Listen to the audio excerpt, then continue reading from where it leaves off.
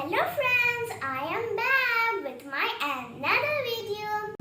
Flip it, don't stop the beat. I am going to teach you how to use a and an. So let's start. Okay तो friends, मैं आपको ए और N का use पढ़ाऊँ उससे पहले आपको मैं बता दूं कि ए और एन के यूज़ के लिए आपको वाउल्स एंड कॉन्सोनेंट का बहुत अच्छा नॉलेज होना चाहिए।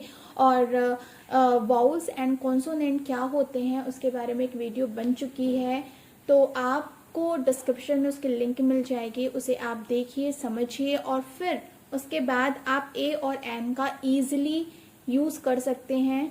फिलहाल मैं आपको शॉर्टकट में बता देती हूँ कि वाउल्स क्या होते हैं। वाउल्स 5 वाउल्स होते हैं, ए, ई, आई, ओ एंड यू। ये 5 लेटर, इंग्लिश के ये 5 लेटर वाउल्स होते हैं। और वाउल्स के अलावा जितने भी लेटर्स बचे रहते हैं वो सभी कॉन्सोनेंट कहलाते हैं। ठीक है, जैसे बी हो गया, डी हो गया, सी हो गया, एफ हो गए, जी हो गया, मतलब जितने भी ए, ई, आई, ओ, यू को छोड़कर जितने भी बाकी अल्फाबेट्स बचे वो कॉन्सोनेंट हो गए। अब हम ए और एन का यूज कैसे, इसको समझ के कैसे कर सकते हैं। ठीक है, तो यहाँ पर कुछ एग्जाम्पल दिए गए हैं। बटरफ्लाई, जैसे बटरफ्लाई फर्स्ट एग्जाम्पल है बटरफ्लाई। अब हमें इसके आगे ए लगाना है या एन लगाना है वो हम कैसे समझेंगे? वो हम सिंपली बस इस तरीके से समझ सकते हैं कि बटरफ्लाई कौन से लेटर से शुरू है? बी से। और बी क्या है? कॉन्सोनेंट है, क्योंकि ए, ई, आई, ओ, यू ये 5 लेटर तो वाउल्स हैं। इसके अलावा जितने भी लेटर्स हैं वो क्या हैं? कॉन्सोनेंट्स हैं। तो कॉन्सोनेंट से जितने भी वर्ड शुरू होते हैं उसके आगे हम हमेशा अ का यूज करते हैं। ठीक है, अ कैपिटल लेटर वाला या स्मॉल लेटर वाला। ठीक है, तो हम इसको ए नहीं बोलते, अ बोलते हैं। इसका फोनिक साउंड इंग्लिश में होता है अ।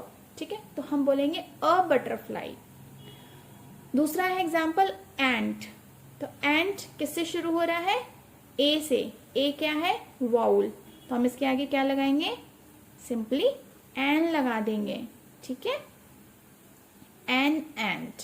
ओके, और ये हमेशा एक चीज के लिए ही, वन थिंग हो, वन पर्सन हो, उसी के लिए ही यूज होता है। A man, a car, a boy, a girl, an ant. ठीक है, एन आइसक्रीम। तो जो भी चीज की क्वांटिटी 1 होती है, एक ही होती है, वहां पर एन या अ का यूज होता है। आई, आई किससे शुरू? ई से। ई क्या है? वाउल्स है, तो यहाँ पर एन का यूज होगा। ट्री, टी से शुरू है तो सिंपली ए का यूज होगा। मंकी, एम से शुरू है तो अ मंकी। ठीक है, इसी तरीके से कार, सी क्या है? कॉन्सोनेंट है। फिश, ये भी कॉन्सोनेंट है। एरो, ये क्या है? वाउल है, तो ये एन से शुरू होगा। ठीक है, an arrow. Watch, a. Mat, a mat. ठीक है, इस तरीके से आप ए और एन का सिंपली यूज कर सकते हैं जब आपको वाउल और कॉन्सोनेंट का बहुत अच्छे से नॉलेज हो जाएगा। इसके बाद एक और क्वेश्चन है। अब हमें उन सेंटेंस के आगे टिक लगाना है जो सही तरीके से लिखा, जहां अ और एन का यूज सही तरीके से किया गया हो। फर्स्ट लाइन क्या है? Please give me a ice cream. A ice cream. अब ये जो आइस है ये किससे शुरू है? आई से। आई क्या है? वाउल्स है। ठीक है, वाउल है, तो अ लगा है इसके आगे। क्या ये सही है? No, this sentence is wrong. Please give me an ice cream होना चाहिए था। सेकेंड सेंटेंस क्या है? I have an banana. B is consonant, तो क्या ये सेंटेंस सही है? नो, इसके आगे हमें अ लगाना था। I have a banana. Third sentence is this is a big ant.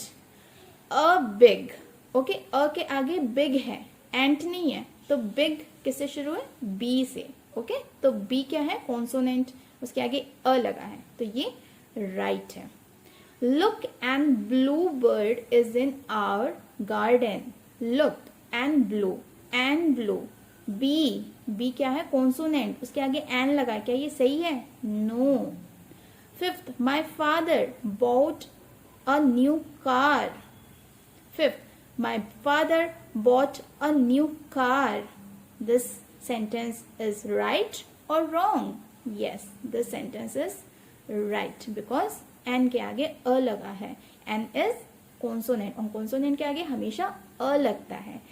Okay तो फ्रेंड्स, आई होप कि आपको ए और एन का फॉर्मूला क्लियर हो गया होगा इन एक्सरसाइजेस को करके, और वॉल और कॉन्सोनेंट भी अब आपको और अच्छे से क्लियर हो गया होगा. I hope you understood it very well.